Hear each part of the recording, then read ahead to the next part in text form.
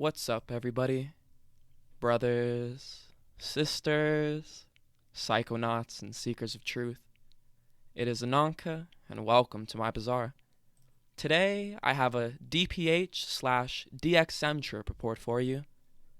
The title of this trip report is Tripping Balls into the ER, and was submitted to Erowid in 2021 by the user, The Wonder. With all that being said, let our story begin. The reason I am submitting this report is to warn fellow trippers the dangers of mixing DXM and SSRIs, serotonin syndrome, and the general danger of a diphenhydramine overdose. It was the last day of my 05 finals.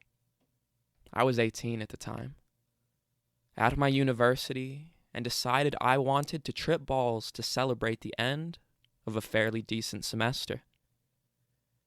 I decided to mix two over-the-counters I had experimented with a few times before, DXM and diphenhydramine. Note: I have been prescribed 20 milligrams daily dose of Paxil for anxiety/depression for the past 2 years and throughout my entire drug experimentation career. The biggest mistake I made on this day was mistaking a missed dose of Paxil would mean I would be okay to take a large amount of DXM and DPH. First, let me detail my previous use of DXM and DPH. I had done DXM 3 times previous to this night. 4 ounces, 6 ounces, and 4 ounces, each with no other active ingredient. I had done DPH at tripping doses maybe 3 or 4 times. However, I had been using it as a sedative/sleep aid for a while, never going above 300 milligrams in a single dose. So, let's see what I had going for me tonight. Equaling my largest dose of DXM plus an SSRI by itself is a bad combo, let alone mixed with another drug, and matching my largest single dose of DPH. I remember thinking, shit, I hope I don't suffer serotonin syndrome tonight. Fucking karma, huh? Now, to begin the experience. Around 10 p.m., I decide to go to the local Walgreens to pick up the desired over-the-counters before they close at 11. Plus 30 minutes, I call my buddy Mike up and ask if he's busy tonight. He knows what's up and realizes I want him to watch/sit me. 11 p.m. I down 6 ounces of the 8-ounce bottle of Max Strength Robo and swallow 12 25 milligram tablets of Benadryl immediately after. I tell my buddy Mike and Matt that I'm going to trip massive balls tonight. That would end up being a massive understatement.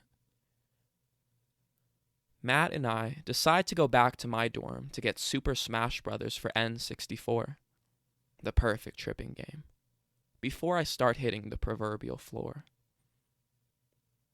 11:30 p.m. We are back at Eminem's dorm now and pop in the game. I begin to feel that wonderful DXM feeling of euphoria, dissociation, and the altered mental state we all know and love. 11:45. The DPH begins to hit me. I almost forgot I had taken so much. My vision blurs. I see fuzzies and feel out of it. I'm very glad I didn't take the other 12 tabs and tell Mike not to let me have any more. 12 a.m. Playing video games is too complex of a task for me to complete and decide to just try to enjoy my state. It was around this time that my trip went into overdrive. I would close my eyes and see green strips of color streaming everywhere. I kept saying I was in the Matrix really loud.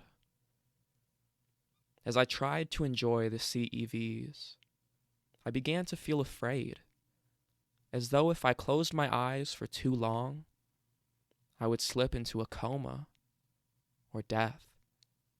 And I really don't know why I was thinking this. I began to feel paranoid and wondering if I should induce vomiting. Several friends began to ask if I'm all right. By this time, I was zoning out massively and looked really, really fucked up. 12:30 a.m. Oh boy, what have I got myself into? I began to feel the effects of the DPH overdose or the SSRI-induced serotonin syndrome. Probably a mix of both. My body began to tremor pretty badly, and I couldn't stop shaking. My heart rate had shot through the roof, around 170 BPM. My breathing became heavy and erratic. I was in a pretty big state of delusion and dissociation. It was fucking weird tripping while going through an OD. And I distinctly remember looking into a mirror and thinking I was the person in the mirror. At this point, I have realized what every intelligent, informed tripper fears. I have really fucked up this time. I tell Mike I think I should puke and try to get this shit out of my system, and proceed to puke a minimal amount of what looked like the cough syrup. At this point, it was clearly too late to puke it out of my system. Around 1 a.m., my symptoms have progressed worse and worse, and I yell out, "Somebody call 911." Everyone in the room looks at me like they had just seen a ghost. Mike and Matt try to calm me down, asking if maybe I was just overreacting and freaking out, more or less having a bad trip. I tell them that this was the worst it had ever gotten. Not to mention I could hear my heart beating through my chest, which really scared the shit out of me, and that I thought I was suffering from serotonin syndrome. The ironic thing of this whole situation is that I knew the danger of mixing DXM and an SSRI, and knew the danger of taking too much DPH, yet still did it. I had considered myself an intelligent drug experimenter, researching each psychoactive extensively before any use. Whoops. Good job on being intelligent this time around. I guess the only positive thing is that I knew what an OD would be like, so I eventually went to the hospital before I passed out or seized. Eventually, I convinced Matt to call 911, and I met the police officer in the lobby of the dorm hall. At this point, I was hyperventilating, tremoring uncontrollably, and experiencing some extreme tachycardia, increased heart rate. The officer asked what I ingested and why. I told him everything truthfully and didn't feel shame or fear because I was tripping so hard. The cop asked if I tried to commit suicide. Of course, this wasn't the case. I merely told him I just wanted to trip some major balls. I can't believe I told a cop that. 1:30 a.m. 2 medics bring in a stretcher and load me into the ambulance. People were watching and staring at me like I was some freak show. Under normal circumstances, I would have felt embarrassed, but I was tripping balls, so I might have even waved to everyone. In the ambulance, I remember asking the male medic if I was going to die, if I would have died if I didn't call 911, and was very curious on what he was injecting me with, something that lowered my heart rate. Now, here's where things start to get really, really trippy. On the way to the ER, I remember seeing the windows on the van turn to black, and the view of outside seemed to be streaking and melting. As I felt the van moving, I remember feeling like I was a video game character and was totally out of my mind. I almost felt psychotic. I remember telling a friend I felt as though my soul was being extracted from my body. I was tripping hard. 1:45 a.m. I am carted into the ER and remember various personnel asking me questions and all kinds of formal hospital shit. Around this time, I lost any sense of and don't remember the time until I was released in the morning. I am still tremoring massively and breathing abnormally. However, my heart rate began to descend, around 140 or so BPM at this time. The doctor eventually comes in, and I distinctly remember him telling me that I was a fucking idiot. This was some old, white-haired doc too, so I found it pretty humorous at the time. He tells me they're going to pump my stomach, and I remember thinking, it can't be that bad. The next hour or so, I sat in my bed shaking and tripping balls, wondering what the fuck is going on. I motioned toward a nurse for a urine container to piss into. Pissing took at least 10 minutes until I finally managed to urinate. After that, I just laid in my bed, crying, hoping I was going to live through this. I refused to try to sleep or shut my eyes because I was afraid I would never wake up. I remember at one point forcing myself to shake so I wouldn't hear my heart beating, and it took my mind off of the fact that I was fucking ODing. And in the hospital. How fucked up is that? Convulsing basically calmed me down now. At this point, I started to have massive delusions, visual distortions, and auditory hallucinations. I kept hearing my friends from my dorm talking and thought that they had all come to visit me. And I remember staring through the window of my room and just seeing things melt and distort with the feeling that I was a video game character once again.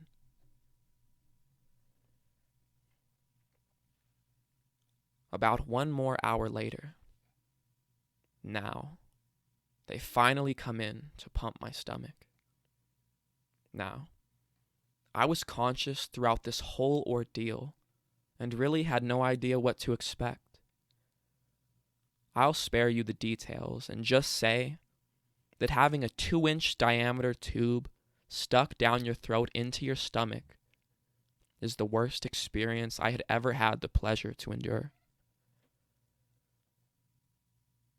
As soon as they got the tube all the way down and admitted enough of the charcoal, this took several agonizing attempts, and the amount I was puking up felt like I had been drowned in water for years.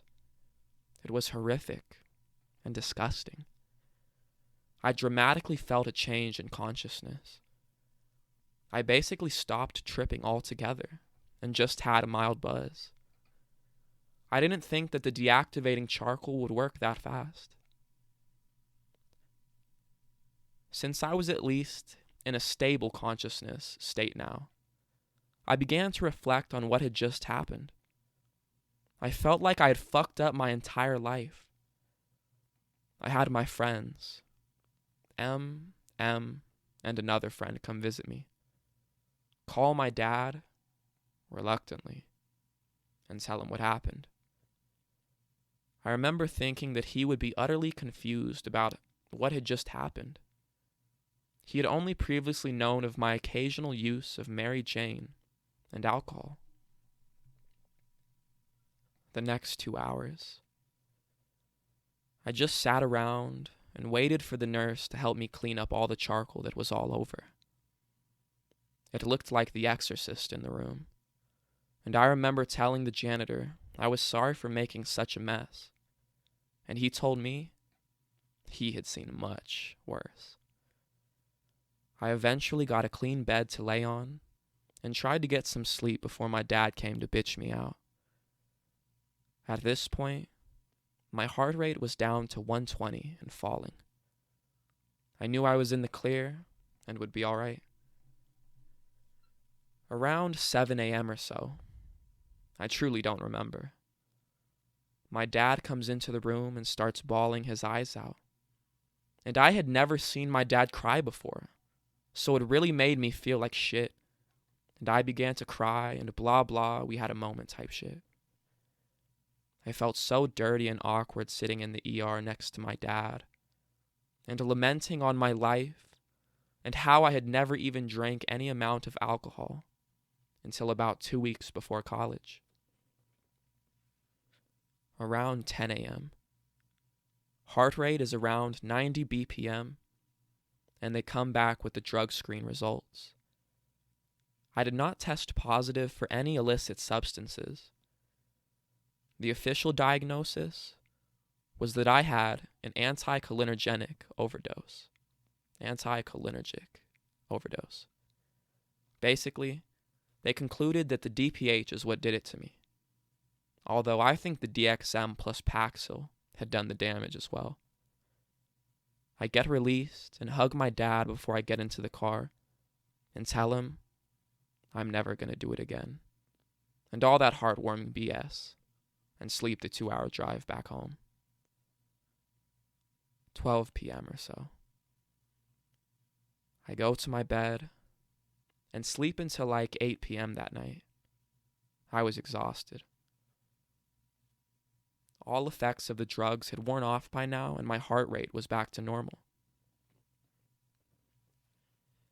The next month proceeded to be the worst month of my life for various reasons, and I had basically lost all of what little respect I had from my parents and began to feel very alienated and pissed at letting myself become a statistic. I haven't done DXM again yet, but probably will do it again.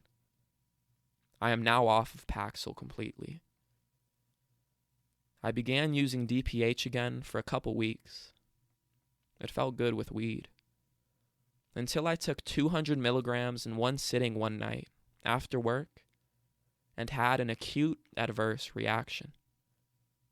High heart rate and mild tremors. I toughed it out though that night and remained calm. I haven't done it since, and plan to never use it more than as a simple sleep aid, as it was meant to be. I can't believe it almost took a second trip to the ER for me to stop fucking with this shit. In conclusion, to all my fellow trippers out there, don't fuck with DXM while on an SSRI. And DPH is the only drug I have done thus far that I would recommend against using in a trip dose. Maybe 150 to 500 milligrams or whatever. In my opinion, don't go over 625 milligrams tabs of DPH. Otherwise, adverse reactions will probably occur. Unless I'm just sensitive to it. Trip hard. Be safe. Don't become a statistic. Brian.